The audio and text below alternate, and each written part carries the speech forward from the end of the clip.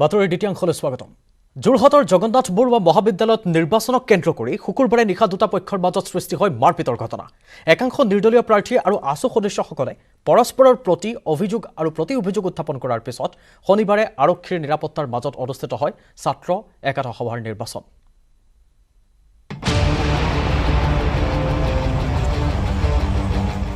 বিধানসভা, লোকসভা অথবা পঞ্চায়ত নিৰ্বাচন নহয়, মহাবিদ্যালয়ৰ ছাত্ৰ একতা সভাৰ নিৰ্বাচনত সংঘটিত হৈছে হিংসাত্মক ঘটনা। দুটা ছাত্ৰ গোটৰ মাজত সৃষ্টি হোৱা বাক বিতণ্ডাই শুকুৰবাৰে নিশা ৰূপ ল'লে মাৰপিটৰ। নিৰ্দলীয়ভাৱে নিৰ্বাচনত প্ৰতিদ্বন্দ্বিতা আগবঢ়োৱা একাংশ হোষ্টেলৰ ছাত্ৰই আছুৰ সদস্যই তেওঁলোকৰ একাংশক শুক্ৰবাৰে নিশা মাৰপিট কৰাৰ অভিযোগ তুলিছে। আছু ল'ৰাকেইটা যোন মানে থিয় হৈ আছে আৰু মানে জয়া অসম ধনী সেইখিনি শ্লোগানখিনি দি আছিলে। তাৰপাছত সিহঁতি বেডশ্বীট ৰড শ্বট যি পায় সেইখিনি লৈ আহিছে। আমি যেতিয়া গৈছোঁ তাত আমি কৈছোঁ যে সিহঁতক আমি একো উৎপাত কৰিবলৈ অহা নাই, জাষ্ট আমি পোষ্টাৰিং কৰিবলৈ আহিছোঁ, তো পোষ্টাৰিং কৰি যাম। এটা হ'ব বুলি ক'লে, কিন্তু অলপ সময়ৰ পিছতে সিহঁতে একদম ঠেলা হেঁচা কৰিব ধৰিলে। তাৰপাছত মাৰ ধৰ কৰিব ধৰিছে। আমিতো অকলে আছিলোঁ বুলি সেইকাৰণে আমি পলাই আহিলোঁ তাৰপৰা। আনহাতে যোৰহাট আছুৰ নেতৃত্বত এই ঘটনাত আছুৰ সদস্য জড়িত থকাটো অস্বীকাৰ কৰিছে। আছুৱে অভিযোগ কৰা অনুসৰি বিগত 5 বছৰ ধৰি JB কলেজৰ ছাত্ৰ একতা সভাৰ নেতৃত্বত থকা আছুৰ বিৰুদ্ধে গুণ্ডাৰাজ চলোৱাৰ এক ভুৱা প্ৰচাৰ চলাইছে একাংশই। প্ৰকৃততে কলেজৰ ছাত্ৰাবাসলৈ শুকুৰবাৰে নিশা অহা একাংশ বাহিৰৰ যুৱকৰ সৈতেহে ছাত্ৰসকলৰ মাৰপিট লগাৰ অভিযোগ তুলিছে আছুৱে। কালি 12টা বজালৈকে সেই ছাত্ৰবাসটোত বিভিন্ন মানুহ অহা যোৱা কৰি আছে আৰু সেই মানুহখিনি কলেজৰ বাহিৰৰ আৰু ছাত্ৰ নিবাসীৰ মাজত হোৱা কালি যিখন কাজিয়া হ'ল, সেই কাজিয়াক সম্পূৰ্ণৰূপে ছাত্ৰ সন্থাই মাৰপিট কৰিছে বুলি ছাত্ৰ ছাত্ৰীৰ মাজত এটা চিম্পেথি ক্ৰিয়েট কৰাৰ যিটো কৌশল, সেই কৌশলটো তেওঁলোকে আয়ত্ব কৰিছে। এইটো সম্পূৰ্ণৰূপে ভুৱা। এই ঘটনাই তীব্ৰ প্ৰতিক্ৰিয়াৰ সৃষ্টি কৰিছে মহাবিদ্যালয়ৰ ভিতৰচৰাত। শনিবাৰে আৰক্ষীৰ নিৰাপত্তাৰ মাজত অনুষ্ঠিত হৈছে মহাবিদ্যালয়ৰ ছাত্ৰ একতা সভাৰ নিৰ্বাচন। যোৰহাটৰ পৰা গৌতম বৰাৰ ৰিপৰ্ট, CTN অসম নৰ্থ-ইষ্ট।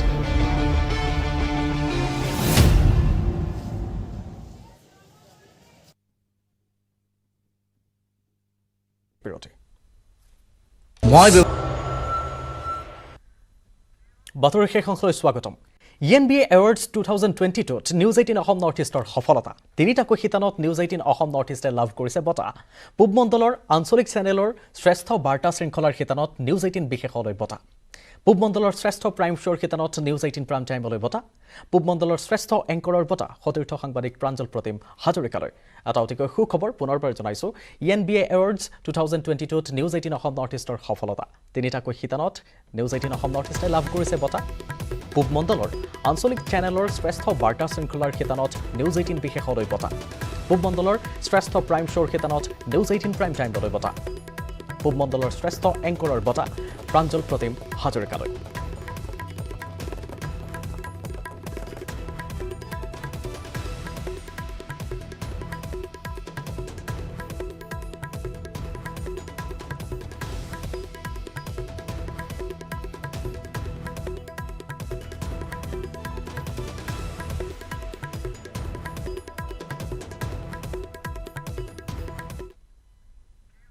গৈছিল বিয়া কৰাবলৈ। কইনা ঘৰত গৈ বেণ্ড পাৰ্টিৰ সুৰ লয়ত নাচি মতলীয়া দৰাই ধৈৰ্যৰ বান্ধ খোল খোৱালে কইনাঘৰীয়াৰ। তাৰ পাছত ঘটনাই ল'লে অন্য দিশ। কি হ'ল চাওঁহক আমাৰ এই বিশেষ প্ৰতিবেদনত।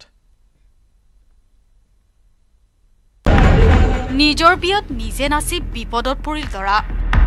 হ'বলগীয়া দৰাৰ সৈতে বিয়াত বহি কইনাই মালা পিন্ধালে দৰাৰ বন্ধু। ঘটনাটো মহাৰাষ্ট্ৰৰ বুলধানা অঞ্চলৰ। অঞ্চলটোৰ বিয়া এখনত কইনা ঘৰত বৰযাত্ৰী উপস্থিত হৈছিলগৈ লগ্নৰ সময়তে। কিন্তু সময় যিমানেই পাৰ হৈছে দৰা কইনাৰ ঘৰৰ ভিতৰলৈ সোমায়। তাৰ সলনি হঠাৎ বৰযাত্ৰীৰ সৈতে যোৱা বেণ্ড পাৰ্টিৰ সুৰৰ তালত নাচিবলৈ ধৰিলে দৰা।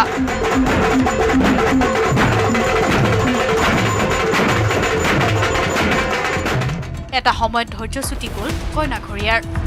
দৰাকে ধৰি এফালৰ পৰা পিটিবলৈ ধৰিলে। শেষত দৰা পাৰ্টিক খেদি পঠিয়ালে কইনাঘৰীয়াই। সৰ্বসন্মতিক্ৰমে কইনাই বৰমালা পিন্ধালে দৰাৰ বন্ধুক। 24 এপ্ৰিলত সংঘটিত এই ঘটনাই অঞ্চলজুৰি চাঞ্চল্যৰ সৃষ্টি কৰিছে। সম্প্ৰতি কইনা আৰু দৰাঘৰীয়া পৃথকে পৃথকে আৰক্ষীৰ ওচৰত দাখিল কৰিছে এজাহাৰ। Report news 18 Assam north east. আহি আছে কোভিডৰ চতুৰ্থটো ঢৌ।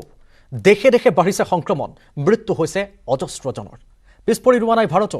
দেশত নিত বৃদ্ধি সংক্ৰমণ হ'বলৈ লৈছে, এতিয়া মৃত্যুৰ সংখ্যাও বাঢ়িবলৈ লৈছে। চাওঁ হওক এই সন্দৰ্ভত আমাৰ এক প্ৰতিবেদন। বিশ্বত অব্যাহত কৰোনা ত্ৰাস। নিত দেশে দেশে বৃদ্ধি পাইছে কোভিড সংক্ৰমণৰ হাৰ। দক্ষিণ কোৰিয়াত এদিনত ৪৩,২৬২ জন আক্ৰান্ত হৈছে কোভিডত। দেশখনত এটা দিনতে মৃত্যু হৈছে ৭০ জন কোভিড আক্ৰান্তৰ। একেদৰে জাপানত ৪২,৩১৩ জন লোক আক্ৰান্ত হৈছে কোভিডত। ২৪ ঘণ্টাত জাপানত মৃত্যু হৈছে ৩৯ জন কোভিড আক্ৰান্তৰ।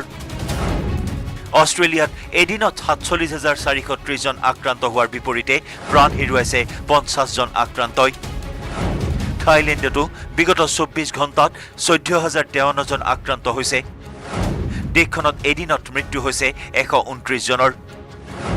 নিউজিলেণ্ডত ৮,৩১৬ জন নতুনকৈ আক্ৰান্ত হোৱাৰ লগতে ১৩ জনে হেৰুৱাইছে প্ৰাণ। চীনত ভয়াৱহ হাৰত বৃদ্ধি পাইছে কোভিডৰ সংক্ৰমণ।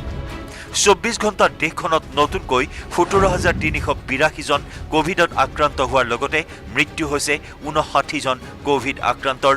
পৰিস্থিতি অধিক অৱনতি ঘটাৰ বাবে সম্প্ৰতি চীনৰ ২৭খন চহৰত দিয়া হৈছে লকডাউন। চীনৰ বেইজিং আৰু চাংহাইত থকা আৱাসীসকলক সপ্তাহত ৩বাৰকৈ কৰা হৈছে কোভিড টেষ্ট। সংক্ৰমণ বৃদ্ধিৰ বাবে বন্ধ কৰি দিয়া হৈছে শিক্ষানুষ্ঠান। নিষিদ্ধ কৰা হৈছে বিবাহ অনুষ্ঠান আৰু অন্ত্যেষ্টিক্ৰিয়া। ইফালে ভাৰততো বৃদ্ধি পাইছে কোভিড সংক্ৰমণৰ ঘটনা। বিগত ২৪ ঘণ্টাত দেশত ৩,৬৮৮ গৰাকী লোক আক্ৰান্ত হৈছে কোভিডত। দেশত বৰ্তমান সক্ৰিয় কোভিড ৰোগীৰ সংখ্যা ১৮,৬৮৪ জন। ইফালে ৰাজধানী দিল্লীত ভয়ংকৰ ৰূপ ধাৰণ কৰিছে কোভিডৰ সংক্ৰমণে। বিগত ২৪ ঘণ্টাত দিল্লীত ১,৬০৭ গৰাকী আক্ৰান্ত হৈছে কোভিডত। News desk report, news 18 Assam north east.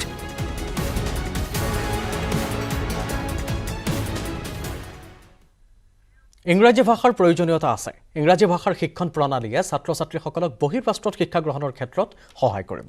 ইংৰাজী ভাষাৰ প্ৰয়োগ অধিক শক্তিশালী কৰিবলৈ বিদ্যালয়সমূহক আহ্বান জনালে শিক্ষামন্ত্ৰী ডাঃ ৰণোজ পেগুৱে। মহানগৰীৰ নুনমাটিত অৱস্থিত অসম জাতীয় বিদ্যালয়ৰ ইংৰাজী ভাষাৰ প্ৰয়োগশালা আনুষ্ঠানিকভাৱে মুকলি কৰি এই আহ্বান মন্ত্ৰী ৰণোজ পেগুৰ।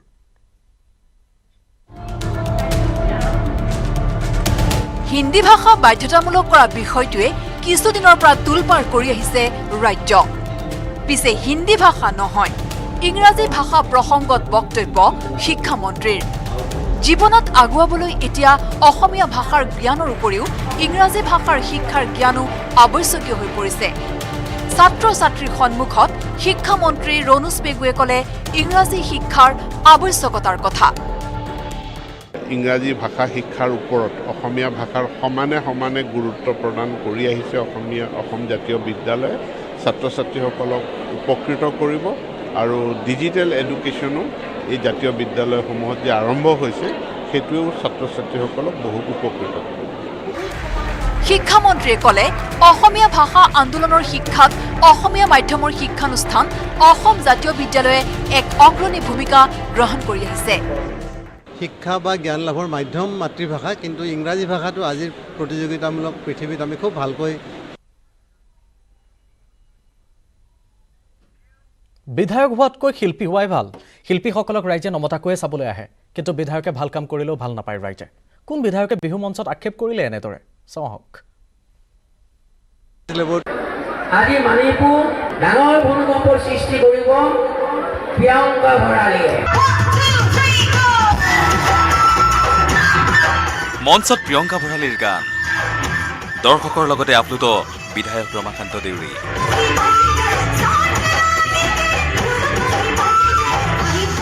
ভঙা টেক্সিত উঠাই শ্বিলঙলৈ নিবলৈ মিকিৰ ভেটাৰ মঞ্চৰ পৰা প্ৰিয়ংকাক আহ্বান জনালে বিধায়ক ৰমাকান্তই। প্ৰিয়ংকা ভৰালী গাড়ীত উঠাবলৈ ৰেডি আছে নে নাই? সকলোকে প্ৰিয়ংকা ভৰালীয়ে ভাঙা টেক্সি দুটা শ্বিলঙলৈ লৈ যাব। ইয়াৰ আগতে মৰিগাঁও মানিপুৰতো বিধায়ক ৰমাকান্ত দেউৰীয়ে প্ৰিয়ংকাৰ গীতত মুগ্ধ হৈ জনাইছিল একে আহ্বান। সকলোকে প্ৰিয়ংকা ভৰালীয়ে ভাঙা টেক্সি দুটা শ্বিলঙলৈ লৈ যাব। প্ৰিয়ংকাৰ গান শুনি ইমানেই প্ৰভাৱিত হ'ল ৰমাকান্ত দেউৰী, বিধায়ক দেউৰীয়ে দৰ্শকৰ সন্মুখত নিজেও জুৰিলে গান। অতি কৈছে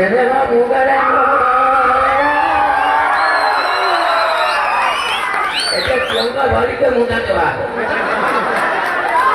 ঐ অতি কৈছে নে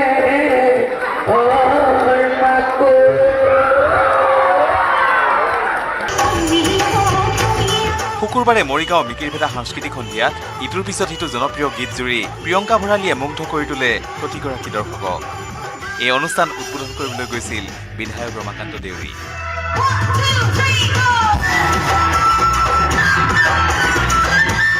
মৰিগাঁৱৰ পৰা পৱনজ্যোতি ডেকা, নিউজ 18 অসম নৰ্থ ইষ্ট।